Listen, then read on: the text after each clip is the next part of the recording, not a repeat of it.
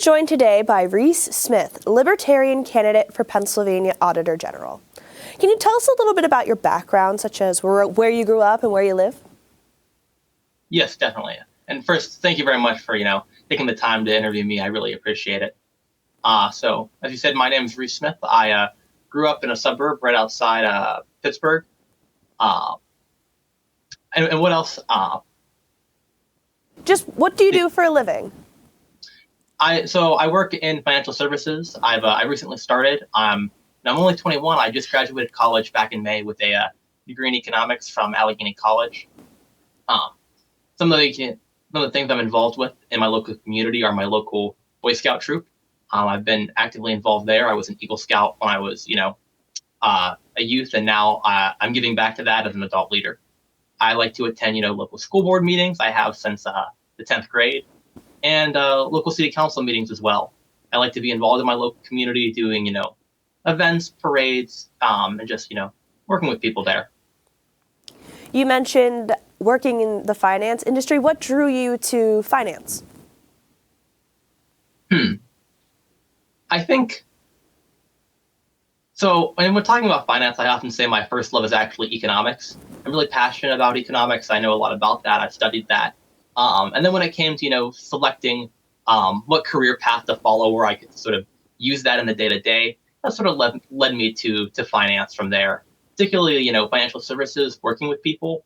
I've always enjoyed, being in a job driven by the relationships we build with other people, getting to work one-on-one with them. And that's what led me to that path. You are running for Auditor General. For those who may not be familiar, can you describe what the role of that office is? Definitely. So the Auditor General's office is a pretty unique office, actually, in our entire state government. A lot of offices focus on, policy making, carrying out policies and things like that. But the Auditor General's office doesn't really make policies. What they do is they serve as the financial watchdog for the Commonwealth. They do a couple of different types of audits. One is, financial audits, where they go through and look at the money that's been spent in the past year out of budgets and see if that money actually went to what it was supposed to go to. These audits are, detecting fraud, outright, putting money where it wasn't supposed to be. They also do performance audits, where they say, okay, what's actually the effectiveness of this spending? No one's broken any laws, no one's really going to get in trouble, but is this really doing what our legislatures and our administrators intended us to do?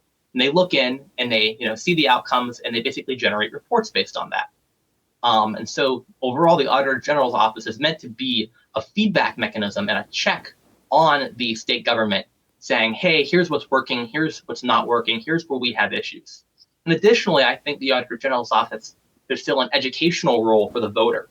Let them know how programs are being carried out, what the effect of certain programs are. Because that's very important information that voters need when they decide how they're going to vote come November for both, state representatives, state senators, governors, attorney generals, the treasurer.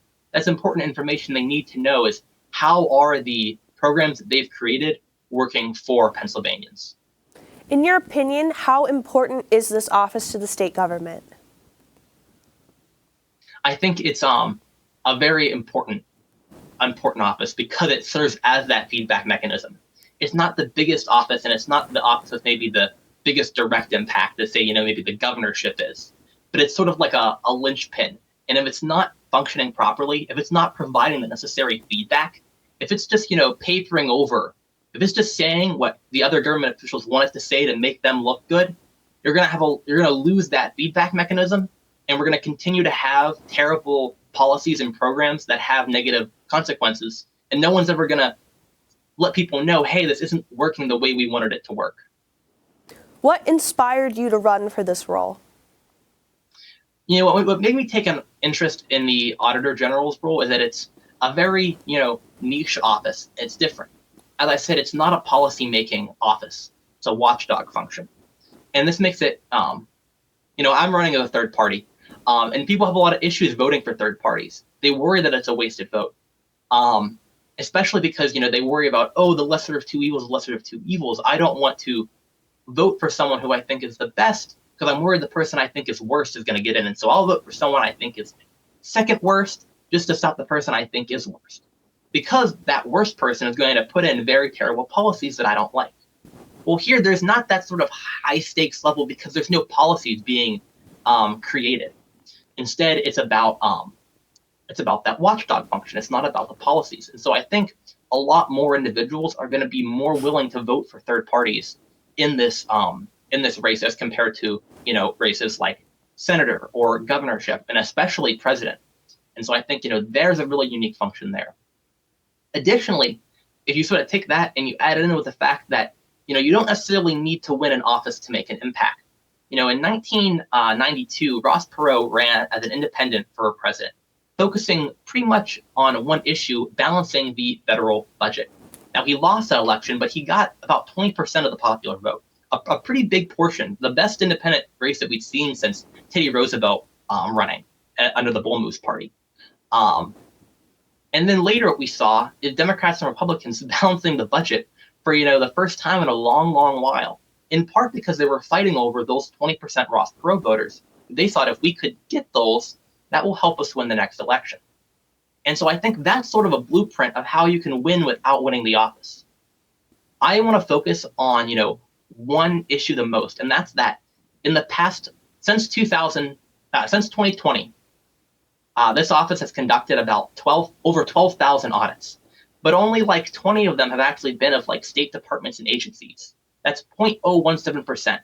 0.017% of the audits focus on the state departments and agencies. Instead, what they've mostly been auditing are, hospitals and local municipalities, which are nice, but they also have their own auditors. So we're double auditing them, and now there's not people necessarily left to audit the state government. So it's not that it's bad they're doing those audits, but it's that we can't ignore the state government. We can't stop auditing the state government to go audit them. And so I want to focus on that issue and point out that we need to get back to actually auditing the state government.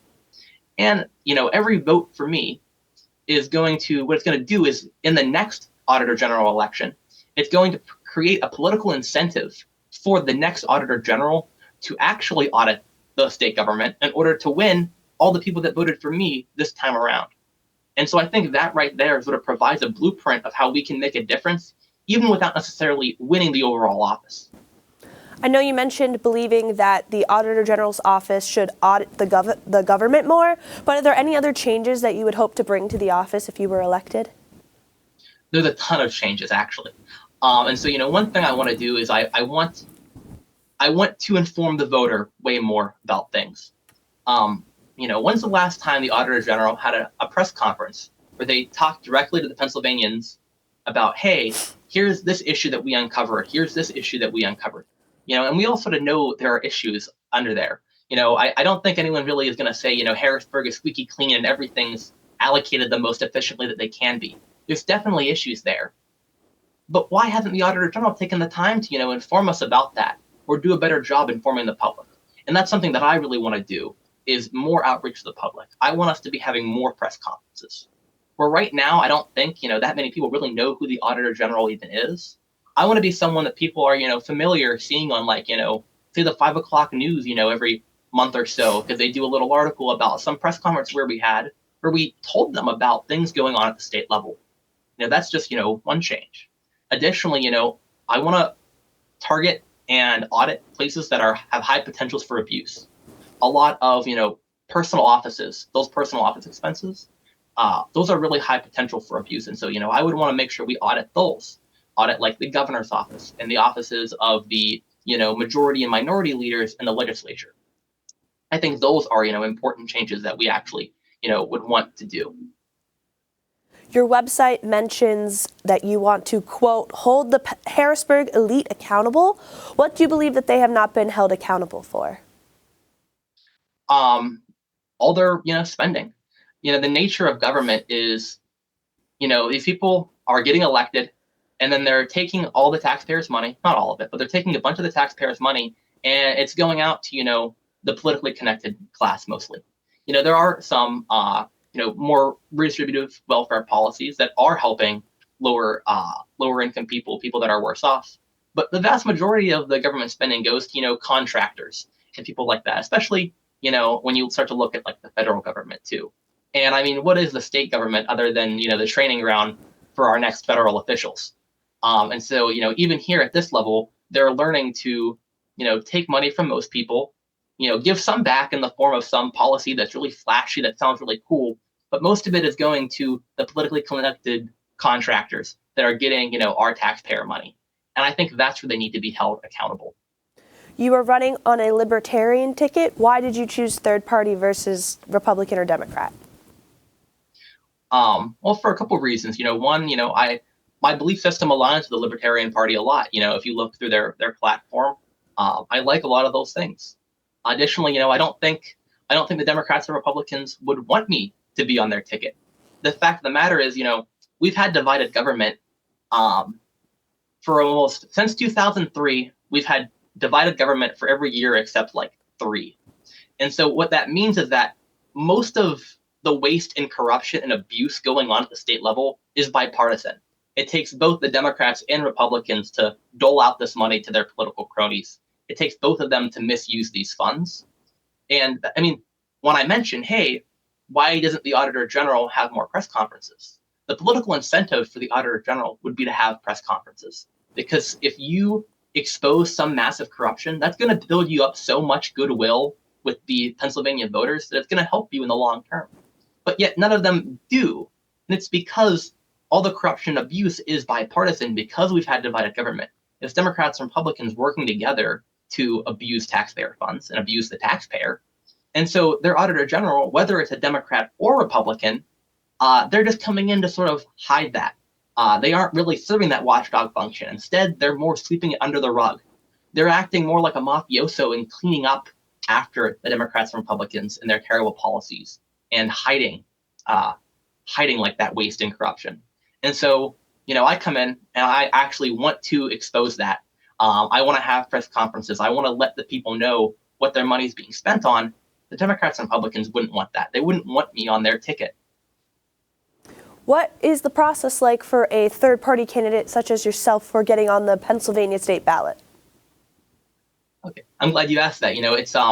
It's not as simple as it is for the two big parties. The Democrats and Republicans, they write the rules and the laws, and so they make it much easier for themselves to get on the ballot as opposed to third parties. Now, luckily in Pennsylvania, we are not so terrible a state when it comes to third-party ballot access. But what it required was the Libertarian Party basically having to collect for our statewide candidates 5,000 signatures of registered Pennsylvanian voters. But 5,000 isn't actually quite enough because what the Democrats and Republicans like to do is they like to challenge the validity of those signatures. They say, oh, this person is not actually a registered voter, or this person, they moved, their address doesn't work, or even, the signature doesn't look right, and so we think it should be thrown out. So really, to be safe, we have to collect close to 7 or even 10,000 signatures across the entire state. And that's just for our state level candidates. Our candidates for, more local offices or even just, congressional offices. If someone was running for a U.S. congressional seat, they had to collect over 3,000 signatures. And it sounds like, oh, well, that's less than statewide. But, there's 17 districts in PA. So I had to get 5,000 from the entire state. This person had to get 3,500 in about 1/17 of the state. So it's a really hard task to do for third parties to get on the ballot. And there's a lot of other paperwork involved that's, just tedious and it's, archaic language. So it's hard to always do. But generally, the short and short is we need to collect a bunch of signatures for us to appear on the ballot. How have you been promoting yourself and raising money as a third-party candidate that doesn't have, the bigger organizations like the state Republican Party and state Democrat Party have behind their candidates? One thing is the opportunity to come on programs like this and be interviewed. That's one way. Making sure that I fill out, the voter guide information. So if you vote 411, I filled out that voter guide. Right now, I'm the only Auditor General candidate who filled out Ballotopedia's Candidate Connect survey. Just trying to, be out there, have a social media presence. I have a bit of a starting to, tweet and stuff on X, trying to, use other social medias. And yeah, just trying, the best we can, going to, local events when we can, the Libertarian Party of Pennsylvania through a fundraiser for the eclipse, and they invited their candidates to, speak at that. I attended that. Just, finding as many opportunities as you can to meet with people, going to local parades, and not even being in the parade, but just walking up and down and talking to people, especially when you're collecting signatures. Great opportunity to talk to voters and talk about, what they care about and what's a priority for them. What do you hope your campaign will teach people about the Libertarian Party?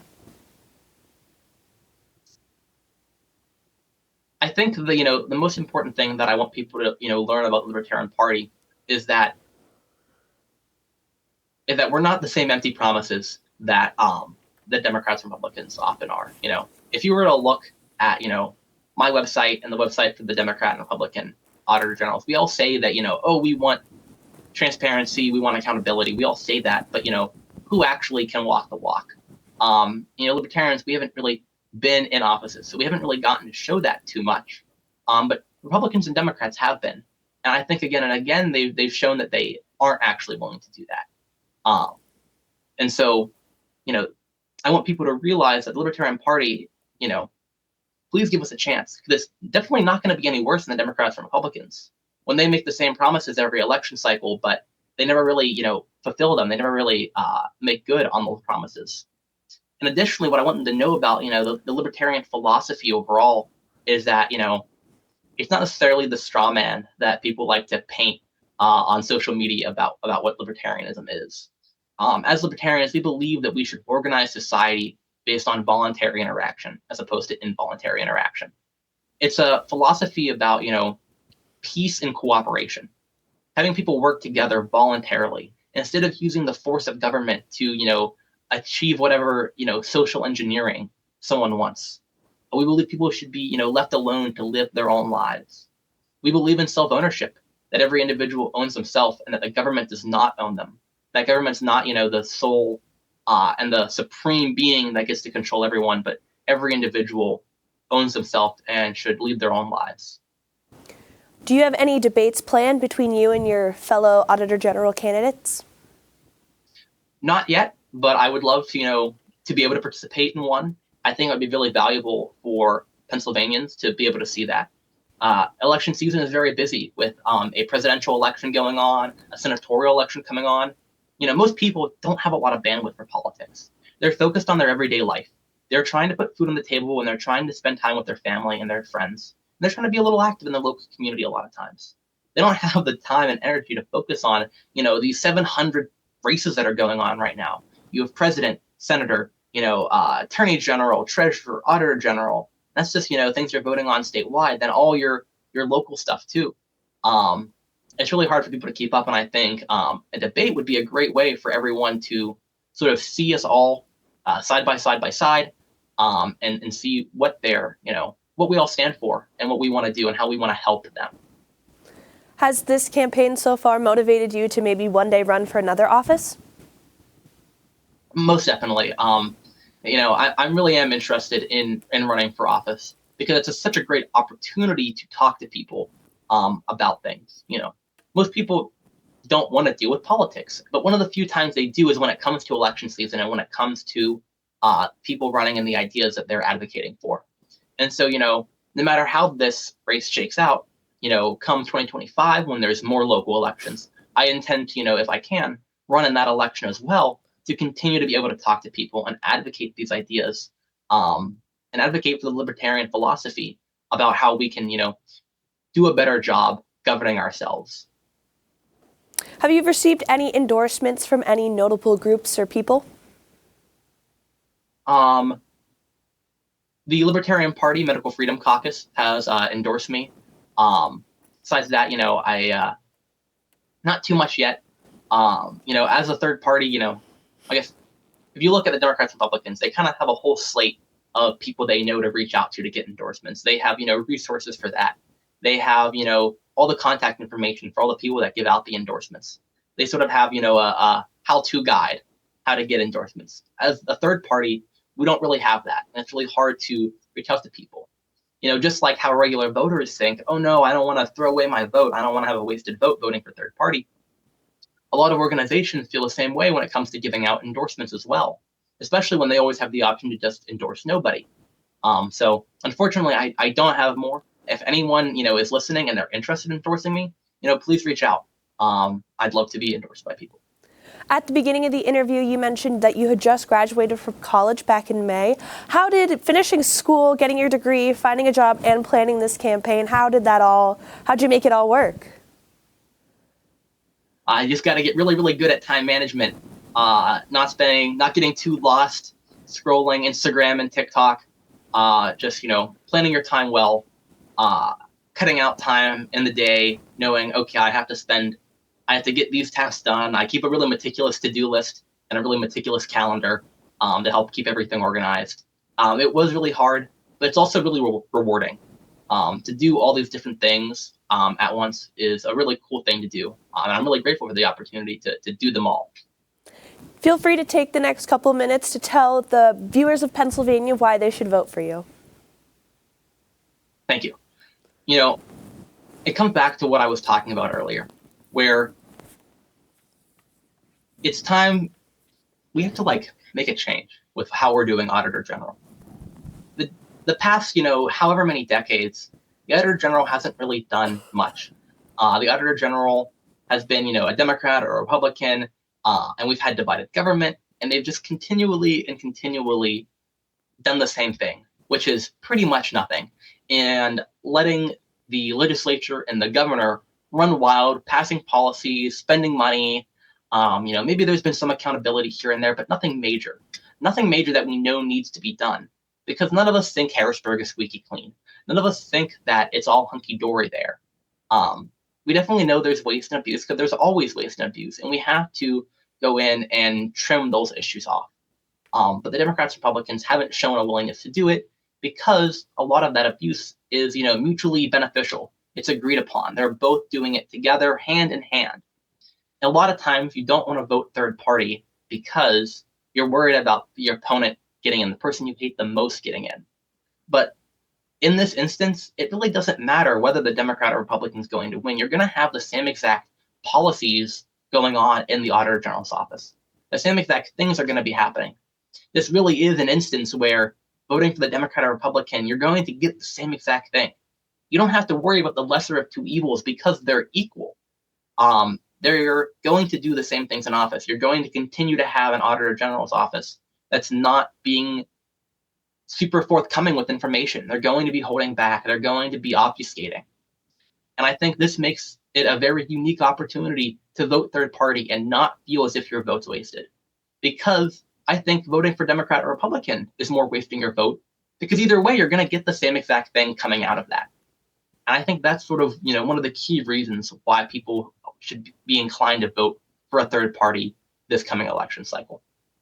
Reece Smith, Libertarian candidate for Pennsylvania Auditor General, thank you for your time. Great, and thank you very much. I appreciate the time and the opportunity to speak to everyone.